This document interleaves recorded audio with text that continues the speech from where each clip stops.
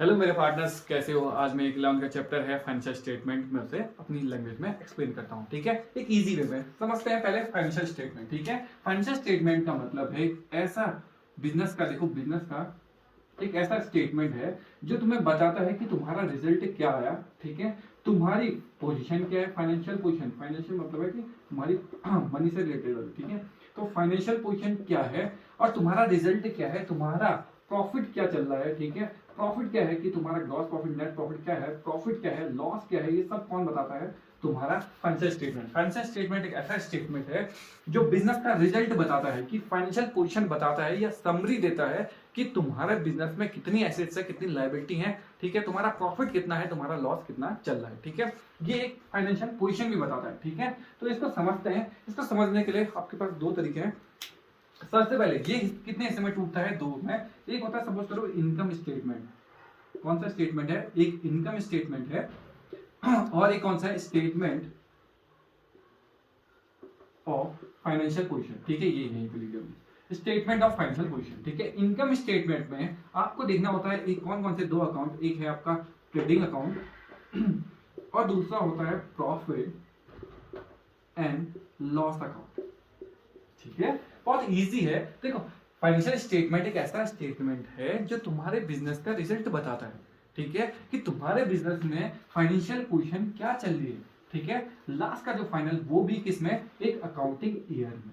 बस काम खत्म, इतना सिंपल सा। एक अकाउंटिंग पीरियड या अकाउंटिंग ईयर भी बोलते हैं इसे, कि एक साल में तुम्हारा रिजल्ट क्या है, तुम्हारी फाइनेंशियल पोजीशन कहां पर एग्जिस्ट कर रही है। ठीक है, ऐसा क्यों कर रहे हैं वो भी देख लेते हैं। ऐसा इसलिए कर रहे हैं ताकि जो हमारा मैनेजमेंट है, जो हमारे मैनेजमेंट है उसको हम सुधार कर सकें, उस पर डिसीजन ले सकें। ठीक है, जो गवर्नमेंट है, जो गवर्नमेंट पॉलिसीज है, जो गवर्नमेंट जैसे टैक्स वैक्स है, तो इसी के अकॉर्डिंग तो निकलेगा जब तुम्हारा रिजल्ट आएगा। ठीक है, तुम्हारा जितना प्रॉफिट होगा उसी के अकॉर्डिंग टैक्स भी डिसाइड होता है।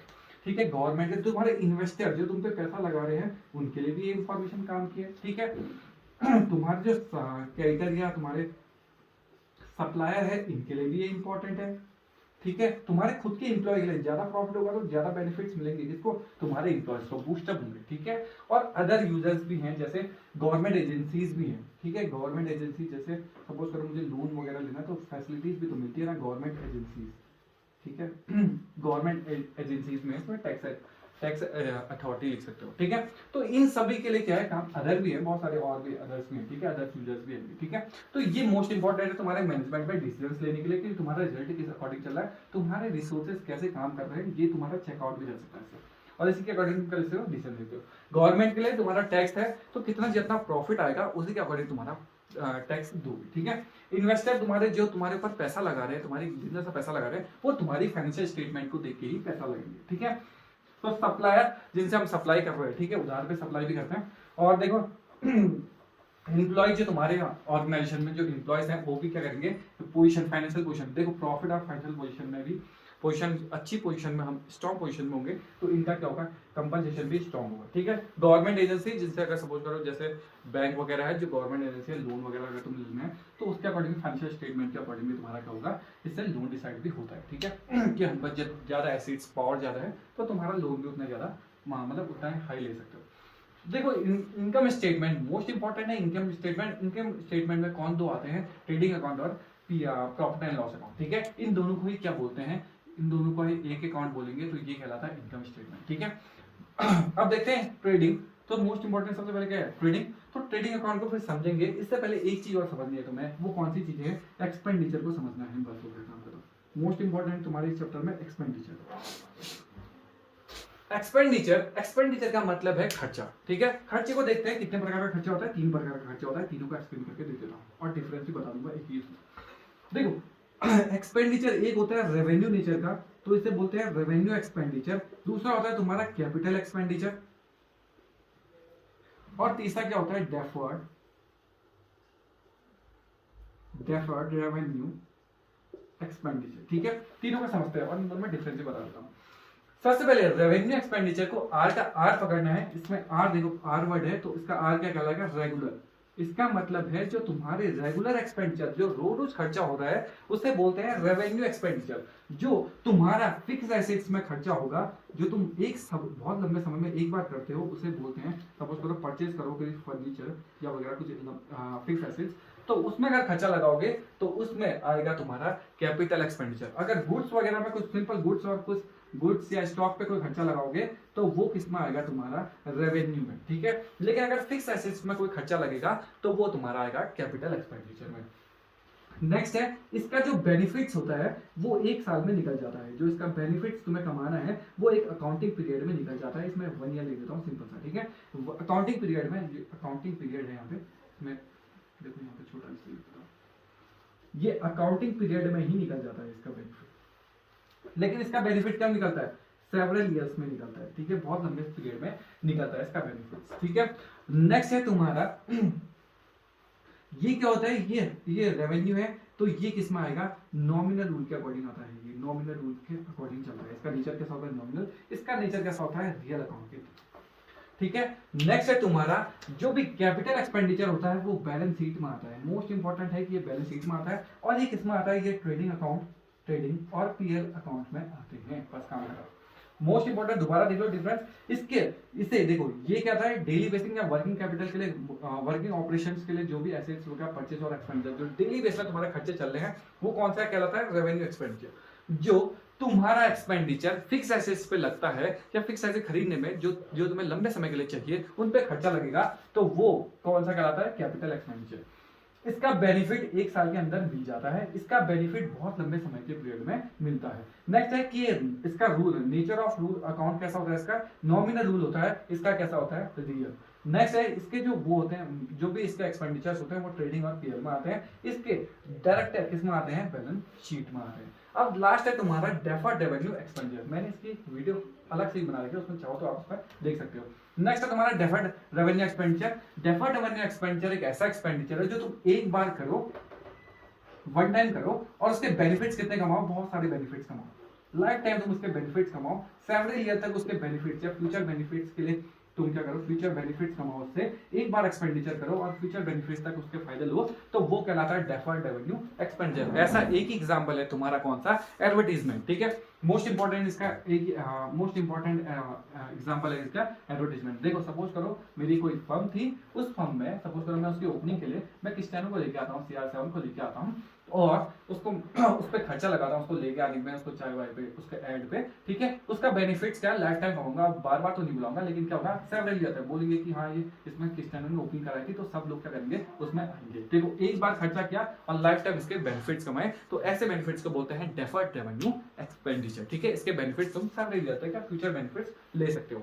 दोबारा देखो, फाइनेंशियल स्टेटमेंट एक ऐसा स्टेटमेंट है जो तुम्हारा बिजनेस के रिजल्ट को बताता है, तुम्हारी फाइनेंशियल पोजीशन को बताता है। वो क्यों जरूरी है, क्योंकि देखो हमें क्या करना है, मैनेजमेंट को, अपने आप को मैनेज भी करना है, ठीक है, अपने रिसोर्सेज का ऑप्टिमम यूटिलाइजेशन भी करना है। इसलिए भी जरूरी है कि हमें पता लगता रहे कि हमारी पोजीशन कहाँ है, हम कहाँ एग्जिट कर रहे हैं, ठीक है। नेक्स्ट है तुम्हारा, देखो तुम्हारे टेस्ट पेपर्स होते हैं हर महीने में, जैसे PT1 PT2 या हाफ ईयरली ऐसे होता है, वो तुम्हें चेक करते हैं कि तुम्हारी पोजीशन क्या चल रही है, मतलब कि तुम्हारी स्टडी का मटेरियल क्या चल रहा है, तुम्हारी पोजीशन क्या चल रही है, तब जाके तो तुम फाइनल पेपर देते हो, ठीक है। इसका मतलब है कि साल भर में जो ये रिजल्ट आ रहा है, तो इस रिजल्ट से क्या होता है कि तुम्हें अपने डिसीजन, तुम्हारे रिसोर्सेज कहाँ जा रहे हैं, किसमें चेंजेस है, किसमें इंप्रूवमेंट है, उसमें हेल्प मिलती है।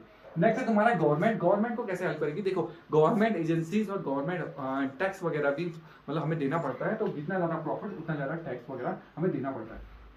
इन्वेस्टर के लिए भी क्या होती है, फाइनेंशियल स्टेटमेंट यूजफुल होती है, जो पैसा लगा रहे हैं हम पे, ठीक है। अगर ज्यादा प्रॉफिट हो रहा है तो ये क्या करेंगे, हम पे पैसा लगाएंगे। क्रेडिटर्स और सप्लायर, देखो इनको भी पता होना चाहिए कि तुम्हारा बेनिफिट, तुम्हारा जो बिजनेस है या ऑर्गेनाइजेशन है वो बेनिफिट कमा रहा है या नहीं कमा रहा है। नेक्स्ट है तुम्हारा एम्प्लॉयज। एम्प्लॉयज को पता होना चाहिए कि तुम्हारे यहाँ जितना ज्यादा प्रॉफिट होगा तो उतना ज्यादा एम्प्लॉयज के क्या कंपनसेशन या सैलरी वगैरह भी क्या होगी, बोनस वगैरह भी बढ़ेंगे, ठीक है। नेक्स्ट है गवर्नमेंट एजेंसी, ये मैंने आपको बता दिया। उसके बाद 3 प्रकार के क्या होता है, देखो इनकम स्टेटमेंट में आते हैं, ट्रेडिंग और पीएल अकाउंट आते हैं, statement of financial position, balance sheet को बोलते हैं, ठीक है। नेक्स्ट है तुम्हारा रेवेन्यू एक्सपेंडिचर, कैपिटल एक्सपेंडिचर और deferred revenue expenditure. Revenue R पकड़ना है, आर का मतलब रेगुलर, जो तुम्हें रेगुलर ऑपरेशंस या वर्किंग ऑपरेशंस में चाहिए तो उसे बोलते हैं रेवेन्यू एक्सपेंस। जो खर्चा तुम रेगुलर डेली बेस पे करते हो उसे बोलते हैं रेवेन्यू। सपोज करो मैं रोज राशन लेके आता हूँ, राशन या खाने की चीजें लेके आता हूँ हर महीने जो खर्चा कर रहा हूँ, सपोज करो मैं मालिक हूँ तो मैं सैलरी दे रहा हूँ, जो भी हर महीने या तुम डेली बेस पे कर रहे हो या मतलब एक महीने के गैप में भी कर रहे हो तो वो सब रेवेन्यू नीचे से आते हैं, सैलरी वगैरह, ठीक है। इसके बेनिफिट तुम्हें एक साल के अंदर मिल जाते हैं। और ये क्या होता है, नॉमिनल रूल के अकॉर्डिंग चलता है और ये ट्रेडिंग और पीएल में आता है, ठीक है। नेक्स्ट है कैपिटल। कैपिटल में याद करना कि परचेज ऑफ फिक्स एसेट्स, इसमें फिक्स एसेट्स ही मतलब फिक्स एसेट में जो भी लगा खर्चा वो क्या कहलाता है, कैपिटल नीचे का कहलाता है। उसके बाद इसके बेनिफिट्स क्या होते हैं, सेवरल ईयर्स में मिलते हैं, ठीक है। नेक्स्ट है रियल नेचर ऑफ अकाउंट कैसा होता है, रियल अकाउंट के अकॉर्डिंग चलता है और ये हमेशा बैलेंस शीट में शो होता है। नेक्स्ट है डेफर्ड रेवेन्यू एक्सपेंडिचर, एक ऐसा एक्सपेंडिचर जो तुम एक बार करो और लाइफ टाइम उसके बेनिफिट्स कमाओ, ठीक है।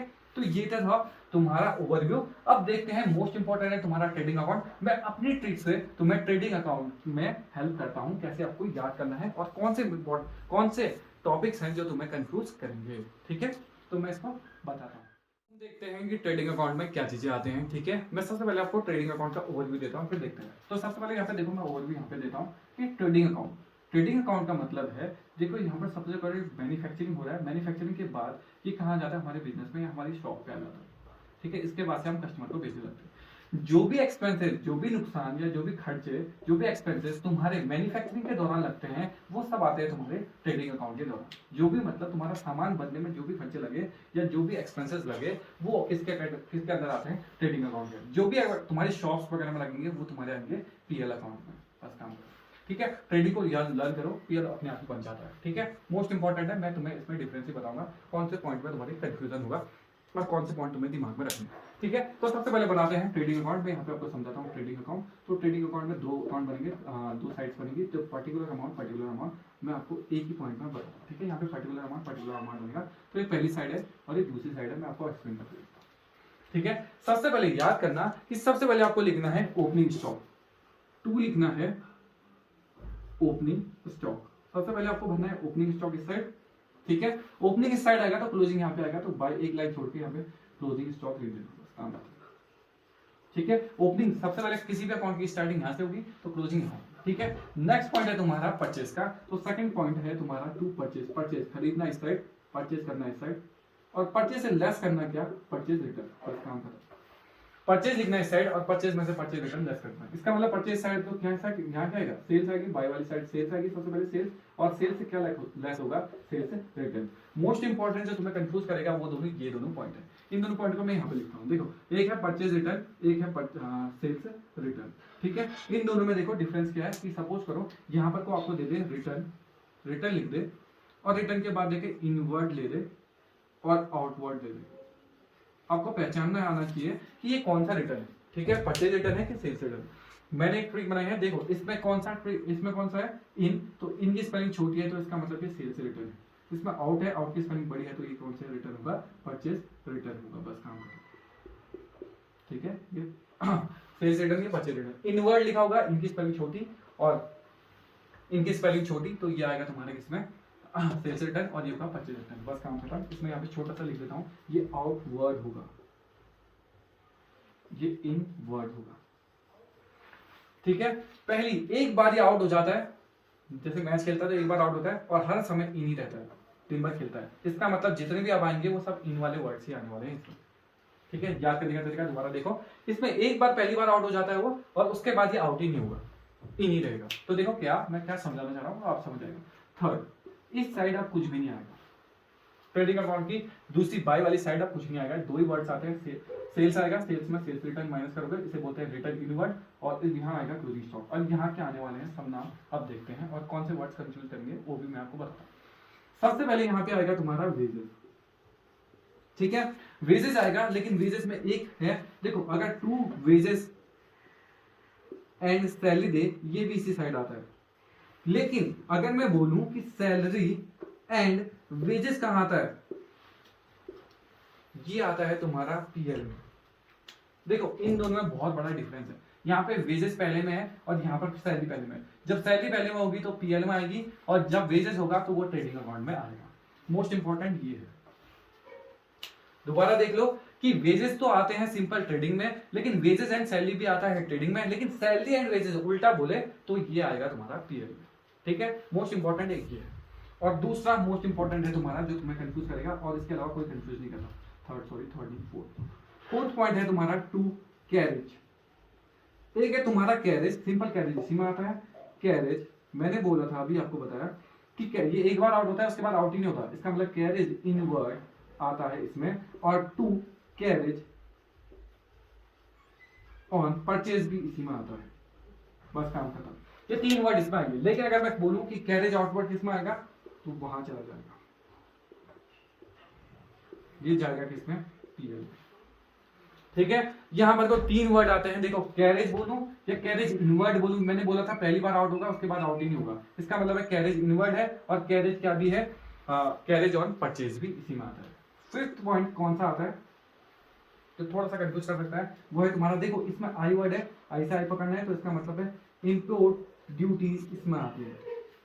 इंपोर्ट ड्यूटीज या यहाँ पर बोले कस्टम ड्यूटीज और एक्सेस ड्यूटीज भी इसी में आती है। बस काम करें, इसका मतलब है कि इंपोर्ट ड्यूटीज भी किसमें आती है, इसमें आती है। ठीक है, ये सारी चीजें इसमें आती है। अब कुछ एक्सपेंसेस और हैं जो इसमें आएंगे, वो मैं आपको बताता हूँ। ठीक है, अगर थोड़ी स्पेस कम है तो मैं इस साइड को एक्सप्लेन करता हूँ कौन सी चीज है। मोस्ट इंपॉर्टेंट बस याद करना कि वेजेस, देखो दोबारा ओवरव्यू दे देता हूँ। मोस्ट इंपॉर्टेंट देखो परचेज, यहाँ पे देखो रिटर्न है, मैं इसको मिटाऊंगा तभी, देखो रिटर्न दे रखा है, रिटर्न इनवर्ड, इन का मतलब होता है, देखो इनकी स्पेलिंग छोटी है इसका मतलब सेल्स रिटर्न, आउटवर्ड की स्पेलिंग बड़ी है तो इसका मतलब परचेज रिटर्न। नेक्स्ट है तुम्हारी, अगर वेजेस दे तो इसी में आएगा, वेजेस एंड सैलरी दे तो बी इसी में आएगा, लेकिन सैलरी एंड वेजेस दे तो पीएल में आएगा। बस काम खत्म। नेक्स्ट बताया था, इसमें एक बार आउट होता है उसके बाद आउट नहीं होता है, इसका मतलब है कैरेज इसमें आएगा, कैरेज इनवर्ड इसी में आएगा, कैरेज ऑन परचेज भी इसी में आता है, और क्या आएगा कि इंपोर्ट ड्यूटीज आएगा, ये आई वाला वर्ड यहाँ से पकड़ना है तो इंपोर्ट इसमें आएगा। ठीक है, नेक्स्ट इस साइड कुछ नहीं आता, दो ही वर्ड आते हैं। ठीक है, नेक्स्ट मैं थोड़ा इसको रफ करता हूँ, इस साइड को एक्सप्लेन करता हूँ कि कौन से और एक्सपेंसेस आएंगे। ठीक है, अब देखते हैं इसके बाद कौन सा एक्सपेंसेस है, इसके बाद है। ठीक है, छठा यहाँ पे लिख रहा हूँ, उस साइड कुछ नहीं आएगा तो ये सब इसी साइड। ठीक है, इसके बाद देखो डायरेक्ट एक्सपेंसेस भी इसी साइड आते हैं, इसका मतलब है अगर क्वेश्चन में डायरेक्ट एक्सपेंसेस दे तो ये भी इसी साइड आएंगे। नेक्स्ट है तुम्हारा मैन्युफैक्चरिंग एक्सपेंसेस दे तो मैन्युफैक्चरिंग एक्सपेंसेस भी किसमें आएंगे, ये भी इधर। नेक्स्ट है तुम्हारा फैक्ट्री रेंट, अगर फैक्ट्री में कोई रेंट लगे तो वो भी इससे आएगा। अगर सिंपल रेंट, मोस्ट इंपॉर्टेंट एक और है कि अगर सिंपल रेंट दे तो ये जाता है किसमें, पीएल में, लेकिन अगर फैक्ट्री रेंट दे तब जाएगा इसमें। ठीक है, 8वां। 9वां है तुम्हारा ऑक्ट्रॉय। ठीक है, देखो ये ऑक्ट्रॉय भी इसी में आता है। ऑक्ट्रॉय का मतलब होता है, मैं बता रहा हूं कि सपोज करो कि ये मेरी ऑक्ट्रॉय, देखो ऑक्ट्रॉय कैसा है, ऑक्ट्रॉय क्या है कि सपोज करो म्युनिसिपालिटी, देखिए म्युनिसिपल कम्युनिटी वाले करके, सपोज करो मैं अपनी सिटी में, अपनी कोई सिटी में मैं अपना ट्रक घुमाऊं तो सिटी में जो मेरे चार्जेस लगेंगे, लोकल टैक्स लगेगा, उसे बोलते हैं तुम्हारा ऑक्ट्रॉय। इसका मतलब है कि सपोज करो मैं अपनी कोई गाड़ी को यहाँ पे मतलब अपनी सिटीज में घुमाऊं, उसमें जो म्युनिसिपालिटी है वो क्या करती है, उसमें सपोज करो कोई चालान काटे छोटा मोटा टैक्स में एंट्री करने के लिए, सिटी में एंट्री करने के लिए कोई टैक्स काटे या लोकल टैक्स बोले, उसको बोलते हैं ऑक्ट्रॉय। ठीक है, नेक्स्ट है तुम्हारा, इसके बाद आता है ऑक्ट्रॉय के बाद रॉयल्टी, ये भी इंपॉर्टेंट है, रॉयल्टी इस साइड आएगा। रॉयल्टी का मतलब होता है, सपोज करो मैं माइनिंग में, अगर सपोज करो ये मेरा कोई माइनिंग का एरिया, यहाँ पर लिखता हूँ, ये सपोज करो माइनिंग का एरिया, जैसे कि कोई ओनर है इसमें, तो इस ओनर को मैंने क्या किया, सपोज करो मेरा रॉ मटेरियल यहाँ से आया कि मैंने कुछ खनन माफिया से कुछ रॉ मटेरियल मंगाया, सपोज ईट बजे कुछ मंगाया, तो उसके बाद जो उसका ओनर है मैंने उसको पैसे देने पड़ेंगे, इस पैसे को बोलते हैं रॉयल्टी। समझ आया कि जो ओनर था उसको मैंने क्या दिया, कुछ पैसे दिए क्योंकि वहां से मैंने कुछ रॉ मटेरियल्स लिया है, तो उसे बोलते हैं रॉयल्टी, ये भी इसी साइड आता है। ठीक है, तो इसका मैं दोबारा देखता हूँ, इसके बाद और कुछ नहीं आता है इसमें। देखो और एक और चीज आती है, सॉरी, एक आता है gas, fuel and power. Gas, fuel और पावर अगर यहाँ पे लग जाए तो वो चीज भी इससे आती है, क्योंकि ये सब ये यूज होती है किसमें, मैन्युफैक्चरिंग में यूज होती है। ठीक है, ये मैन्युफैक्चरिंग करने में यूज होती है।